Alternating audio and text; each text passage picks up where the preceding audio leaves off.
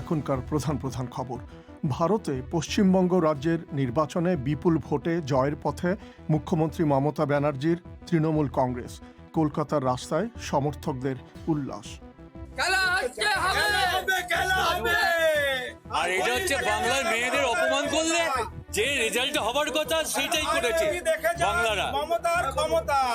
পশ্চিমবঙ্গ নির্বাচনের ফলাফল মেনে নিয়েছে বিজেপি।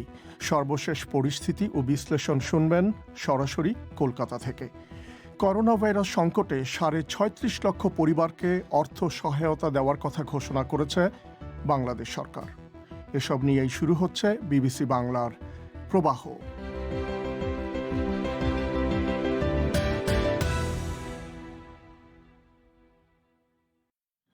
অনুষ্ঠানে আপনাদের স্বাগত জানাচ্ছি, মিজানুর রহমান খান।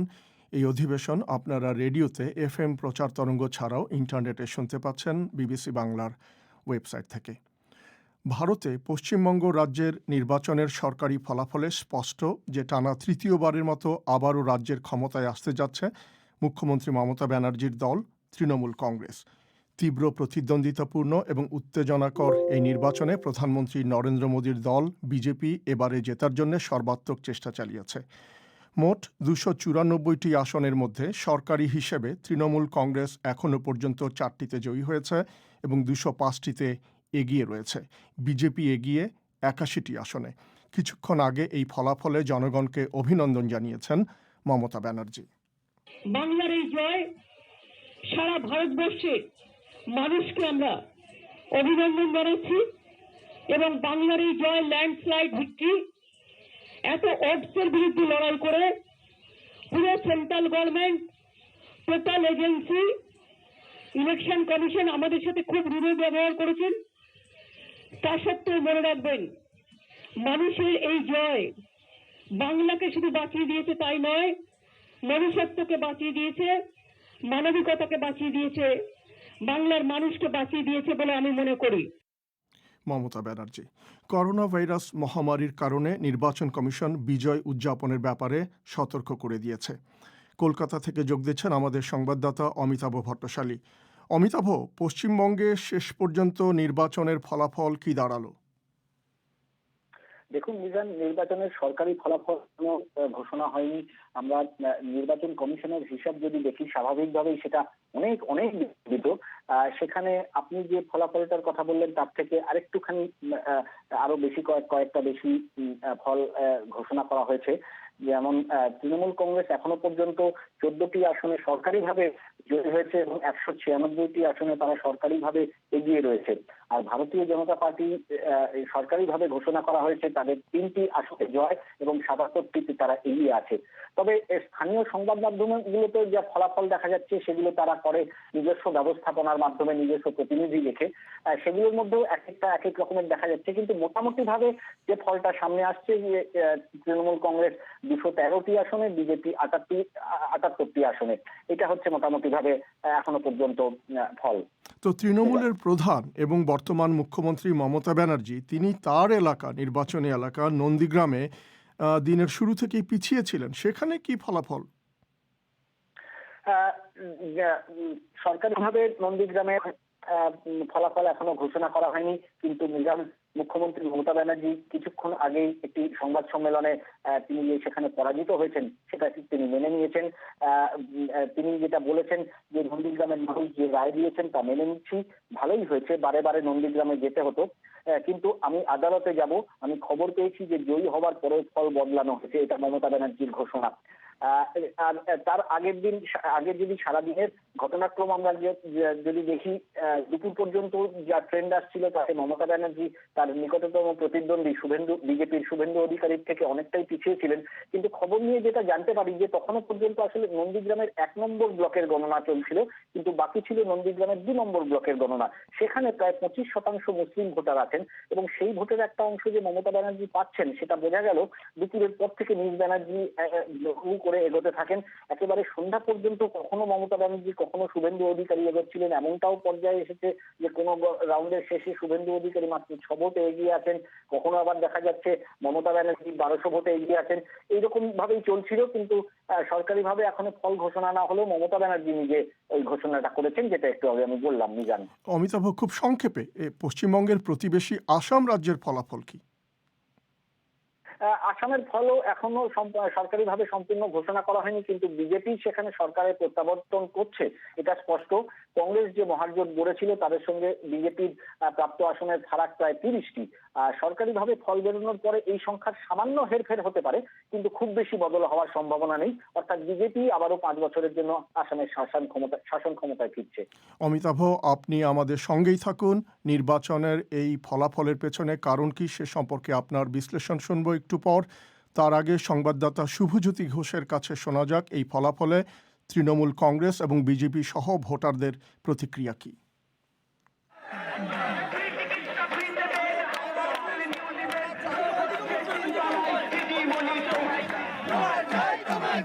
ভারতের জাতীয় নির্বাচন কমিশনের কড়া নির্দেশ ছিল আজ ভোট গণনার দিনে দেশের কোথাও কোনো বিজয় মিছিল বের করা যাবে না, রাজনৈতিক দলগুলো রাস্তায় নেমে কোথাও উৎসব উদযাপন করতে পারবে না। তবে বেলা 12টা নাগাদ যখন স্পষ্ট হয়ে গেল তৃণমূল কংগ্রেস পশ্চিমবঙ্গ অনায়াসে ধরে রাখতে চলেছে, তখন কালীঘাটে মুখ্যমন্ত্রী মমতা ব্যানার্জির পাড়ায় দলের কর্মী সমর্থকদের আর কিন্তু ঠেকিয়ে রাখা গেল না।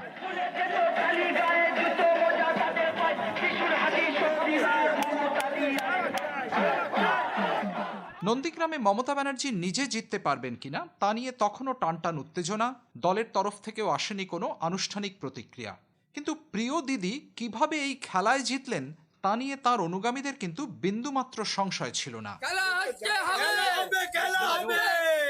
আর এটা হচ্ছে বাংলার মেয়েদের অপমান করলে যে রেজাল্ট হবার কথা সেটাই করেছে বাংলারা।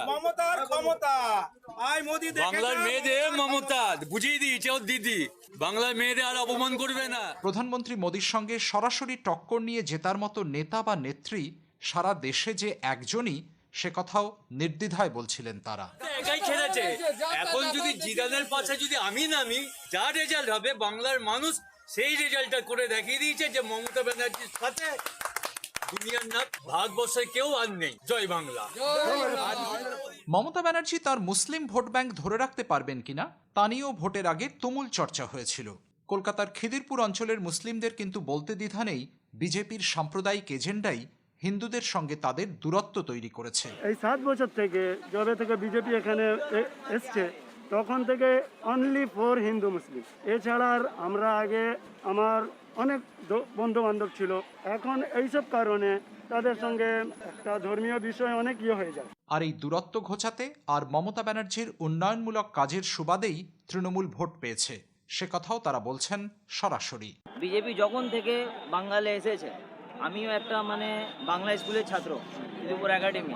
আমার ম্যাক্সিমাম 90% বন্ধু আমার হচ্ছে বাঙালি হিন্দু, কিন্তু আমরা কোনোদিন এটা ভাবিনি যে হিন্দু ও বাঙালি ও মুসলিম। কখনো ওর টিফিন আমি খেতাম, কখনো আমার টিফিন খেত। এটা আমরা ছোট থেকে বড় হয়েছি। কিন্তু এই যে এখন নরেন্দ্র মোদী আমাদের বেঙ্গলে এসে ডিভাইড অ্যান্ড রুলের যে পলিসিটা করেছে, পলিটিক্স একটা যাকে বলে একটা খারাপ রাজনীতি করেছে, তাই এই জন্যে এখানকার মুসলিম বলুন বা শুধু দিদিকেই না, এখানকার মুসলিম ছাড়া অন্য বাঙালি বা হিন্দু দিদিকে ভোট দিয়েছে। এটাই কারণ হচ্ছে কি দিদির কাজকে ভোট দিয়েছে মানুষ। কিন্তু এত টাকা পয়সা, এত রিসোর্স ঢেলে প্রধানমন্ত্রী মোদী বা অমিত শাহকে লাগাতার প্রচারে এনেও কেন বিজেপি প্রত্যাশার ধারে কাছেও পৌঁছতে পারল না? এ রাজ্যে দলের ভাইস প্রেসিডেন্ট জয়প্রকাশ মজুমদার বিবিসিকে বলছিলেন, তৃণমূল কংগ্রেস তারা বাংলার অস্মিতা নিয়ে গিয়েছিল, বহিরাগত তত্ত্ব, বাংলার মেয়েকে চায় ইত্যাদি নিয়ে। মানুষের কাছে কোনটা বেশি গ্রহণযোগ্য হয়েছে, বা ওই টিপিং দ্য স্কেল বলা হয়, যে এক পক্ষ পেল 40টি ভোট আর এক পক্ষ পেল 51টি ভোট, এই যে টিপিং দ্য স্কেল, মাঝখানের ওই 10টি ভোট বা 15টি ভোট এক্সট্রা পাওয়া, তার জন্যে কোন ইস্যুটা কাজ করলো সেটা পরে বিশ্লেষণ করলেই বুঝতে পারবো। তবে এটা ঠিক, বাংলার রাজনীতি সামনের দিনে তৃণমূল কংগ্রেস এবং বিজেপি এর আবর্তেই থাকবে। বিজেপি 3টি আসন ছিল আগে, সেখান থেকে আজকে 100-র কাছাকাছি আসনে পৌঁছতে যাই হোক না কেন, সেটা কিন্তু বিজেপির জন্য সম্পূর্ণটাই পজিটিভ। তবে সেটা খেলার পরের রাউন্ড বা পরের মরশুম। আপাতত 21 সালের এই খেলায় পশ্চিমবঙ্গে বিজেপিকে অনেক পিছিয়ে পড়া রানার আপ হয়েই সন্তুষ্ট থাকতে হচ্ছে।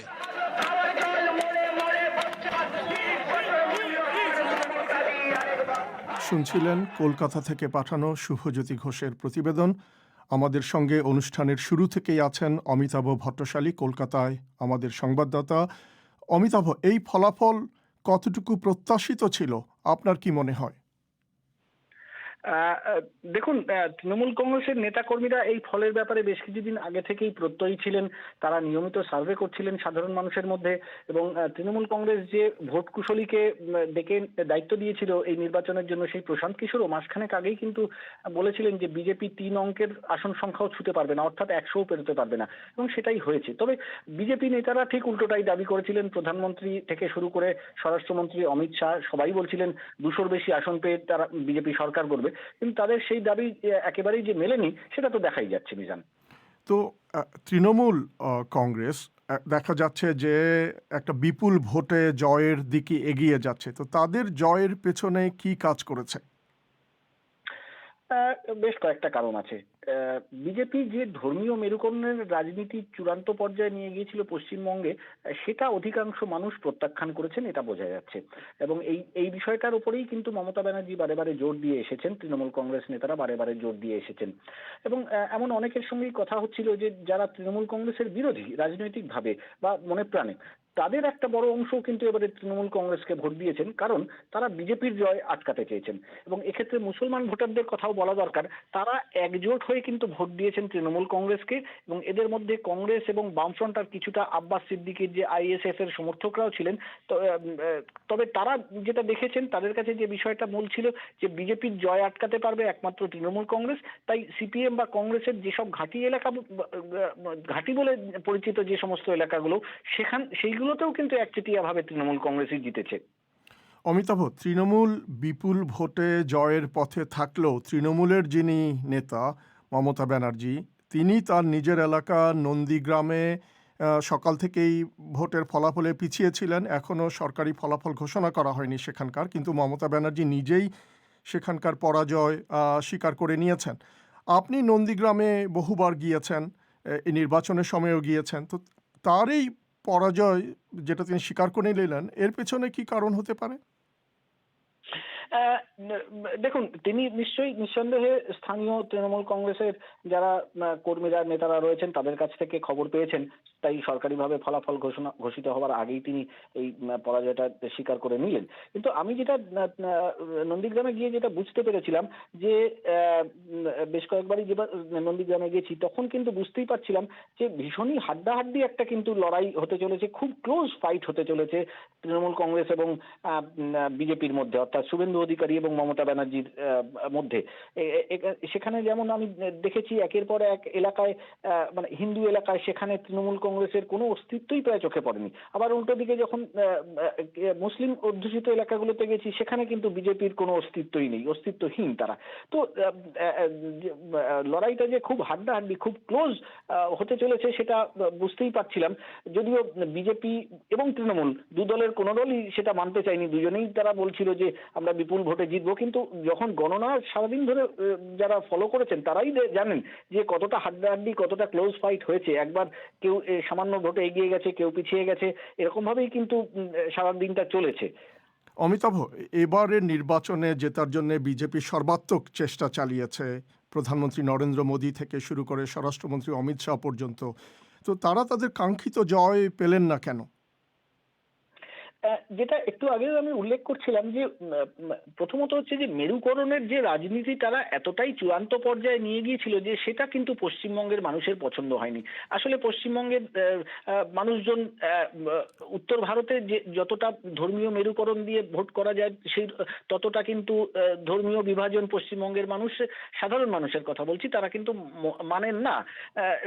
হিন্দুদের ঘরে মুসলমানরা যান, মুসলমানদের ঘরে হিন্দুরা যান, এই রকম পরিস্থিতিটা কিন্তু উত্তর ভারতে ভারতের মতো এখানে নেই।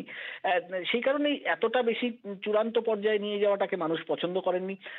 দ্বিতীয়ত এখানে আরো একটা অ্যান্টি ইনকামবেন্সি ফ্যাক্টরও কাজ করেছে, সেটা নরেন্দ্র মোদীর বিরুদ্ধে গেছে। নরেন্দ্র মোদী এই 7 বছরের কাজের বিচারও কিন্তু এখানে মানুষজন করেছেন। বিশেষত কোভিড সংক্রমণের দ্বিতীয় ঢেউ যেভাবে সামলাতে ব্যর্থ হয়েছে কেন্দ্রীয় সরকার, সেটা কিন্তু ভোটের যে শেষ 3-4টি দফায় বিজেপির পক্ষে নেগেটিভ ভোটিং হয়েছে। আর আরেকটা কারণ যেটা উঠে আসছে যে পশ্চিমবঙ্গের কোনো স্থানীয় নেতা কিন্তু বিজেপির মুখ সেভাবে হয়ে উঠতে পারেননি, হাতে গোনা কয়েকজন 2-4 জন ছাড়া। বাকি সবটাই নিয়ন্ত্রিত হয়েছে বাইরে থেকে আসা নেতাদের দ্বারা। তারা যখন গ্রামের দিকে সভা করেছেন, হিন্দিতে ভাষণ দিয়েছেন, সেটা গ্রামের সাধারণ মানুষ বোঝেনি, তাই তাদের সভাগুলোতে ভিড় হয়নি।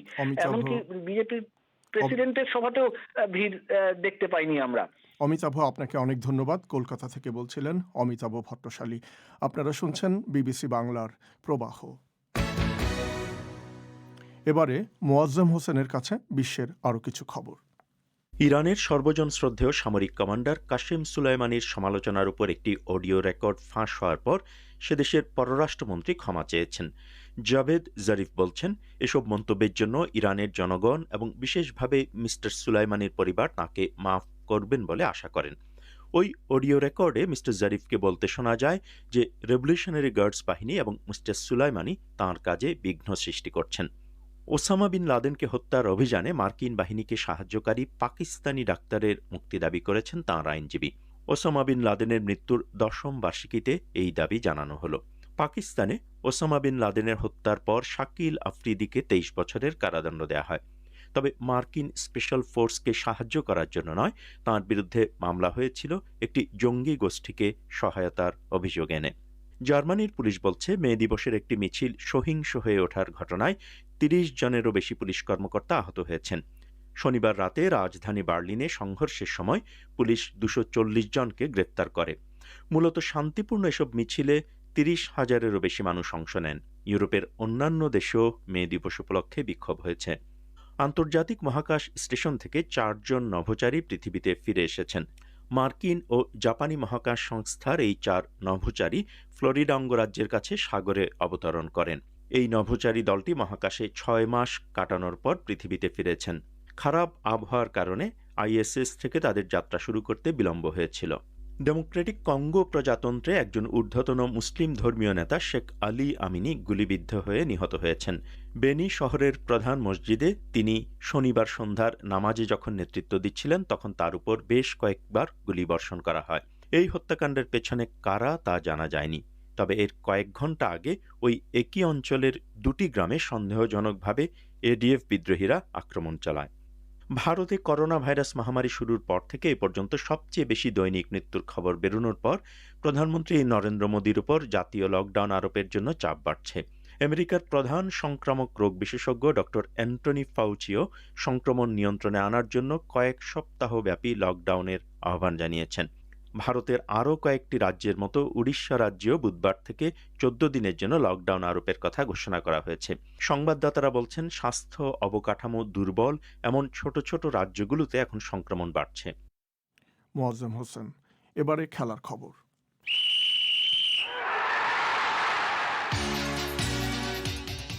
খেলার খবর পড়ছি রাহেন মাসুদ। শুরুতেই বাংলাদেশ ও শ্রীলঙ্কার মধ্যকার টেস্টের খবর। ক্যান্ডি টেস্টে 4র্থ দিনের খেলা শেষে শ্রীলঙ্কার জয়ের জন্য প্রয়োজন 5টি উইকেট, বাংলাদেশের প্রয়োজন 260 রান।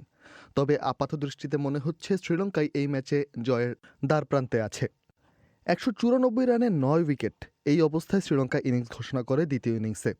শ্রীলঙ্কা তখন বাংলাদেশকে টার্গেট দেয় 437 রানের। এই রানের টার্গেটে ব্যাট করতে নেমে বাংলাদেশ শুরু থেকেই চড়াও হয়ে খেলে শ্রীলঙ্কান বোলারদের ওপর, কিন্তু তাতে খুব একটা সুবিধা করতে পারেননি কেউই। তামিম ইকবাল 24, সাইফ হাসান 34, নাজমুল হোসেন শান্ত 26, মমিনুল হক 32 এবং মুশফিকুর রহিম 40 রান করে আউট হয়ে যান। দিন শেষে বাংলাদেশের সংগ্রহ দাঁড়ায় 177 রান 5 উইকেট হারিয়ে। শেষ দিকে আলোক স্বল্পতার কারণে খেলা এগিয়ে নেওয়া সম্ভব হয়নি। তবে ততক্ষণে রমেশ মেন্ডিস 3টি এবং প্রবীণ জয়া উইকেরামা 2টি উইকেট নেন, যিনি প্রথম ইনিংসে নিয়েছিলেন 6টি উইকেট। বাংলাদেশ ঠিক এই অ্যাপ্রোচে কেন ব্যাটিং করেছেন বলছিলেন বাংলাদেশের একজন ক্রিকেট বিশ্লেষক ও সাংবাদিক তৌসিয়া ইসলাম। তাদের দ্বারা হয়তো 2 দিন ম্যাচ ডিফেন্ড করা সম্ভব হবে না। 1.5 দিনের উপরে ছিল তখন বাকি। 1.5 দিন তারা খেলে ম্যাচটা বাঁচাতে পারবে না মনে করাতে মনে হলো যেন তারা ম্যাচ জেতার চেষ্টা করেছে, কিন্তু 437 রানের লক্ষ্যটাকে যে অ্যাকচুয়ালি তারা করা আরো অসম্ভব। আমার কাছে মনে হচ্ছে ছেলে খেলার ভূমিকাতে তারা অনেকটা খেলেছে, যে না আমরা ম্যাচ জিততে চাই, ম্যাচটা জেতার একটা অ্যাপ্রোচ দেখানোর চেষ্টা করেছে। কিন্তু উইকেট যে কি ইয়েটা ছিল, কিভাবে ছিল, কি পজিশনটা ছিল, কি কারণে শ্রীলঙ্কা গতকাল নেমে 3-4 ওভার খেলার পরেই বাংলাদেশকে দিয়ে দিয়েছে। আজকেও ওরা কত দ্রুত আউট হয়েছে। উইকেটের চরিত্রের সাথে অ্যাকচুয়ালি তারা নিজেদেরকে মানিয়ে নিতে পারেনি। ইন্ডিয়ান প্রিমিয়ার লিগের চলতি আসরে বিদেশি খেলোয়াড়ের সংকটে আছে রাজস্থান রয়্যালস। শুরুতেই ইনজুরিতে পড়েছিলেন জফরা আর্চার, এরপর বেন স্টোকস এক ম্যাচ খেলার পরই হাতে চোট পেয়ে বিদায় নেন।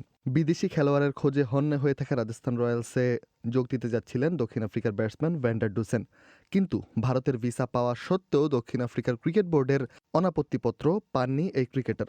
ইনজুরির কারণেই তাকে অনাপত্তিপত্র দেয়া হয়নি বলে জানা গেছে। আর কিছুক্ষণ পরেই আইপিএলের একটি ম্যাচে মুখোমুখি হবে পাঞ্জাব কিংস ও দিল্লি ক্যাপিটালস। ওদিকে লা লিগা আজ রাতে রয়েছে ভ্যালেন্সিয়া ও বার্সেলোনার মধ্যে একটি ম্যাচ। বাংলাদেশ সময় রাত 1টায় শুরু হবে এই ম্যাচটি। গত রাতে লা লিগায় ওসাসুনার বিপক্ষে রিয়াল মাদ্রিদ 2-0 গোলের একটি জয় পেয়েছে।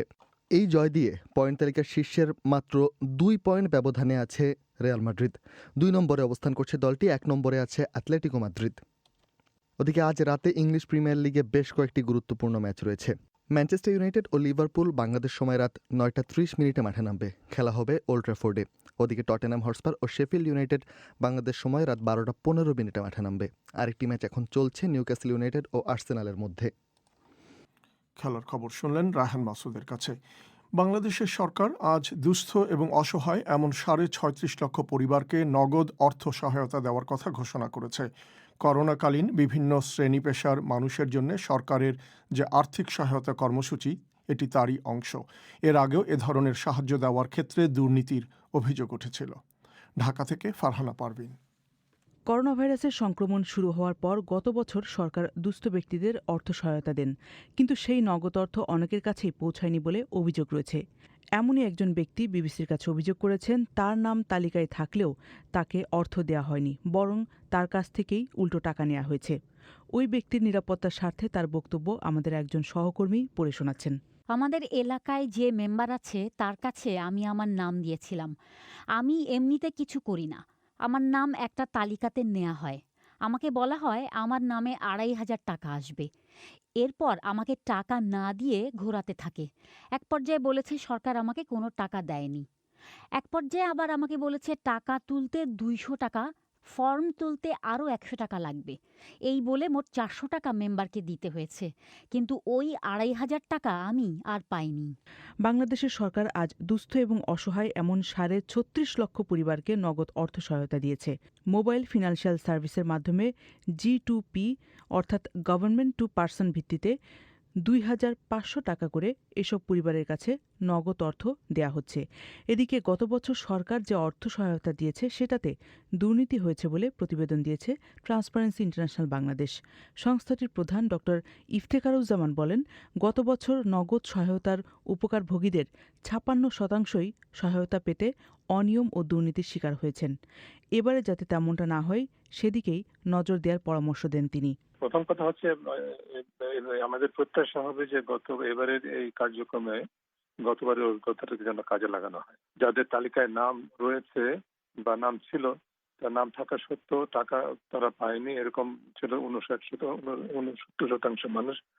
মোবাইল ব্যাংকিং এর এজেন্টরা কমিশন কেটে নিয়েছে, এরকম অনেকের ক্ষেত্রে হয়েছে। যেটা হয়েছে যে প্রভাবশালী ব্যক্তির নাম তালিকাভুক্তির জন্য প্রভাবশালী ব্যক্তির সুপারিশ জোগাড় করতে হয়েছে, বিভিন্নভাবে অনুরোধ করতে হয়েছে, অনুনয় বিনয় করতে হয়েছে, নিয়ম পরিবর্তিতভাবে ঘুষ অর্থ দিতে হয়েছে। এদিকে প্রধানমন্ত্রী শেখ হাসিনা আজ কার্যক্রম উদ্বোধনের সময় করোনা ভাইরাসের সংক্রমণের সময় সরকারের বিভিন্ন পদক্ষেপ নিয়ে যারা সমালোচনা করছেন তাদেরকে পাল্টা প্রশ্ন করে বলেন, এই দুর্যোগের সময় যারা সমালোচনা করছেন তারা কেন সাহায্য করতে এগিয়ে আসছেন না। আর আমাদের কিছু বুদ্ধিজীবী আছে, তাদের বুদ্ধিটা খোলে যখন তাদের বুদ্ধি খোলে এবং তারা পরামর্শ দেন, তার আগে কিন্তু আমাদের সরকার আওয়ামী লীগ এ ব্যাপারে যথাযথ পদক্ষেপ নিয়ে নেন। গরিবদের কী দিতে হবে, মানুষের জন্য কী করতে হবে, করোনা ভাইরাসের টিকা কিনতে হবে কি না, বা মানুষকে টিকা দিতে হবে, বা মানুষকে কীভাবে স্বাস্থ্য সুরক্ষা দিতে হবে, এসব কাজ যখন আমরা গুছিয়ে টুছিয়ে নিয়ে আসি বা আমাদের বাজেট আমরা কিভাবে করব, বাজেটে কোন কোন খাতের উপরে আমরা বেশি মানে গুরুত্ব দেব, এগুলি যখন আমাদের করা শেষ হয়ে যায় তখন তাদের বুদ্ধির দুয়ারটা খোলে এবং তা আমাদের যে কাজগুলি সেগুলি আবার তারা আমাদেরকে পরামর্শ দেন। টিআইবি বলছে, করোনাকালে যেসব জনপ্রতিনিধির বিরুদ্ধে দুর্নীতির প্রমাণ মিলেছে তাদের ৯০ জনই ক্ষমতাসীন রাজনৈতিক দলের সঙ্গে জড়িত ছিল। করোনাকালে মানবিক সহায়তা কার্যক্রমে অনিয়ম ও দুর্নীতি রোধে এ পর্যন্ত শতাধিক জনপ্রতিনিধিকে স্থানীয় সরকার মন্ত্রণালয় সাময়িক বরখাস্ত করে। তবে জনপ্রতিনিধিদের অনেকেই উচ্চ আদালতে রিটের মাধ্যমে স্বপদে ফিরে এসেছে। ফারহানা পারভিন। এবারে সোশ্যাল মিডিয়ার খবর। ধন্যবাদ মিজান। সোশ্যাল মিডিয়ায় আজ পশ্চিমবঙ্গের নির্বাচনের ফলাফল যেমন আলোচনায় আছে, এর পাশাপাশি সত্যজিৎ রায়ের জন্মশতবার্ষিকীর খবরটিও আছে আলোচনায়। এছাড়াও আর যে কয়টি খবর ট্রেন্ড করছে সেগুলো জানিয়ে দিতে হাজির হয়েছি আমি আফরোজা নীলা, আর সঙ্গে আছি আমি ফয়সাল তিতুমির। নীলা যেমনটি বলছিলেন যে পশ্চিমবঙ্গের নির্বাচনের ফলাফল নিয়ে ভারত বাংলাদেশ দু জায়গাতেই কিন্তু বেশ আগ্রহ দেখা যাচ্ছে। বিশেষ করে নন্দীগ্রামে মমতা ব্যানার্জির জয়ের খবরটি এই মুহূর্তে সবচেয়ে বেশি ট্রেন্ড করছে। রামদাস হাওলাদার সেই খবরের নিচে লিখেছেন, অসাম্প্রদায়িক দল সরকার গঠন করুক, এটা আমাদের প্রত্যাশা। এতে দেশ ও পৃথিবী সবার লাভ হবে, কেননা একটা বাসযোগ্য পরিবেশ বিরাজ করে তাতে। সুমন আহমেদ লিখেছেন, হিন্দু মুসলিম মিলিয়েই আমরা বাঙালি। আমাদের এই বাঙালিদের মাঝে ধর্ম যেন রাজনৈতিক ইস্যু হয়ে আমাদের বিভক্ত না করতে পারে, এটাই আমাদের কাম্য। রুম্মান ইবনে মুস্তাফা খানিকটা কটাক্ষ করে মন্তব্য করেছেন, মোদির সফর কোনো কাজেই আসলো না দেখছি। আর রাফিউল ইসলামের মন্তব্য, আবারও প্রমাণিত জনগণ সাথে থাকলে চুরি করা যায় না বা ক্ষমতার অপব্যবহারও করা যায় না। আর আব্দুস সালাম লিখেছেন, মমতা ব্যানার্জির কাছে একটাই অনুরোধ, তিস্তার পানি চাই। তিস্তার পানি প্রসঙ্গটি বাংলাদেশ থেকে অনেকেই তাদের মন্তব্যে তুলে ধরেছেন। অন্যদিকে টুইটারে খেলা হবে সহ পশ্চিমবঙ্গের নির্বাচনের খবরগুলো বেশ ট্রেন্ডিং। তবে আজ আরেকটা বিষয় ট্রেন্ডিং, সেটা হলো সত্যজিৎ রায়ের জন্মশতবার্ষিকীর খবরটি। ঠিক তাই, অনেকেই কিন্তু তার ছবি শেয়ার করছেন এবং তাকে নানান রকমভাবে জন্মশত এই বার্ষিকীর শুভেচ্ছা জানাচ্ছেন। চলচ্চিত্র নির্মাতা, চিত্রনাট্যকার, শিল্প নির্দেশক, সঙ্গীত পরিচালক এবং লেখক, এরকম নানামুখী পরিচয়ে সত্যজিৎ রায় বিংশ শতাব্দীর অন্যতম শ্রেষ্ঠ চলচ্চিত্র নির্মাতাদের একজন হিসেবেই পরিচিত লাভ করেছিলেন সারা বিশ্বে। আধুনিক বাংলা সংস্কৃতি জগতের তাকে একটা অন্যতম প্রতিভা মনে করা হয় এবং তার চলচ্চিত্র পরিচালনার নৈপুণ্য এবং মানবিক দৃষ্টিভঙ্গি বাংলা চলচ্চিত্রে একটা নতুন মাত্রা দিয়েছিল। এবং বিবিসি বাংলার যে শ্রোতা জরিপ নীলা, সর্বকালের সর্বশ্রেষ্ঠ বাঙালি, তাতে কিন্তু তিনি শ্রোতাদের মনোনীত শীর্ষ 20 জন বাঙালির তালিকায় 13তম স্থানে আসেন। ঠিক তাই, বিবিসি বাংলার এই খবরটি যেরকম অনেকে শেয়ার করছেন, অনেকে তার ছবি শেয়ার করে স্ট্যাটাস দিচ্ছেন, তাকে নিয়ে স্মৃতি কথা লিখছেন। বাপ্পি চৌধুরী নামে একজন যেমন লিখেছেন, অপুর সংসার, অভিযান, মহানগর, নায়ক, অরণ্যের দিন রাত্রি, হীরক রাজার দেশে, এইসব ছবিগুলোর নির্মাতার 100তম জন্মবার্ষিকী আজ, যার হাত ধরেই ভারতবর্ষের চলচ্চিত্রে বিনোদন নির্ভরতার বাইরে নতুন ধারার চলচ্চিত্র ও চলচ্চিত্র আন্দোলন গড়ে ওঠে। রায়হান কবির লিখেছেন, ভারতের অনেক বিখ্যাত ব্যক্তিত্বের আদি নিবাস আমাদের এই বাংলাদেশে, আমার এটাই ভাবতে অনেক ভালো লাগে। আবার আরেফিন আমিলেরও মন্তব্য একই রকম, ভাবতেই ভালো লাগে ওনার আদি নিবাস আমাদের কিশোরগঞ্জে। দিকে দোকানপাট, শপিং সেন্টার রাত 8টার পরিবর্তে রাত 12টা পর্যন্ত খোলা রাখার দাবি জানিয়েছেন বাংলাদেশ দোকান মালিক সমিতির নেতারা। এরকম খবরও কিন্তু আছে আলোচনায়। বাংলাদেশের প্রথম সারির সংবাদ মাধ্যম সহ বেশ কয়েকটি গণমাধ্যমের খবরে জানা যাচ্ছে, এরকম দাবির কথা জানিয়ে একটা চিঠিও তারা পাঠিয়েছেন। কয়েকদিন ধরেই কিন্তু শপিং সেন্টারে মানুষের উপচে পড়া ভিড়ের ছবি, ভিডিও সোশ্যাল মিডিয়ায় শেয়ার হতে দেখা যাচ্ছে। ঠিক তাই তিতুমির, আর এরকম খবরে কিন্তু ভিন্ন ভিন্ন প্রতিক্রিয়ায় দেখা যাচ্ছে ফেসবুকে। নাহার প্রীতি যেমন লিখেছেন, রাত 12টা, সময়টা আর একটু বাড়িয়ে নিলে ভালো হতো না। আর সৈয়দ মাহবুবুর রহমান অনেকটা কটাক্ষ করেই লিখেছেন, সেহরি পর্যন্ত রাখলে ভালো হয়, সারাদিনের কর্মব্যস্ততায় মানুষ একটু শান্তিতে মার্কেটও করতে পারছে না, বিশ্বাস করেন? আসলে নীলা, সাধারণত কিন্তু তাই হয়। মার্কেট ঈদের আগে আমরা দেখেছি সারা রাতি খোলা দেয়, কিন্তু এবার করোনা ভাইরাসের কারণেই আসলে এই বিষয়টা আবার আলোচনায় এসেছে। এবং সাজ্জারুল ইসলাম বলছেন, মানুষ যেহেতু মার্কেটে যাচ্ছেই, সেহেতু দোকান খোলা বন্ধের কোনো সময় নির্ধারণ করা উচিত না। কম সময় দোকান খোলা থাকলে ভিড় বেশি হবে, আর বেশি সময় খোলা থাকলে একটু হলেও ভিড় কমবে, এরকম মতামত তার। মোহাম্মদ শহীদুল নামে একজন লিখেছেন, কোনোভাবেই উচিত হবে না, করোনা ভাইরাসের এই পরিস্থিতিতে এটা মামার বাড়ির আবদার মনে হচ্ছে। এরকম এই পক্ষে বিপক্ষে নানান ধরনের মতামত আছে। আর এই সবই ছিল সোশ্যাল মিডিয়ায় আলোচিত খবরগুলো নিয়ে আমাদের আজকের আপডেট। ধন্যবাদ সঙ্গে থাকার জন্য। শেষ করার আগে সংবাদ শিরোনাম। ভারতে পশ্চিমবঙ্গ রাজ্যের নির্বাচনে বিপুল ভোটে জয়ের পথে মুখ্যমন্ত্রী মমতা ব্যানার্জির তৃণমূল কংগ্রেস, ফলাফল মেনে নিয়েছে বিজেপি। রাতের অনুষ্ঠান পরিক্রমা শুনবেন আশা করে বিবিসির লন্ডন স্টুডিও থেকে আমি মিজানুর রহমান খান আপাতত এখানেই বিদায় চাইছি। ধন্যবাদ ব্যস্ততার মধ্যেও আমাদের অনুষ্ঠান শোনার জন্য। ভালো থাকবেন।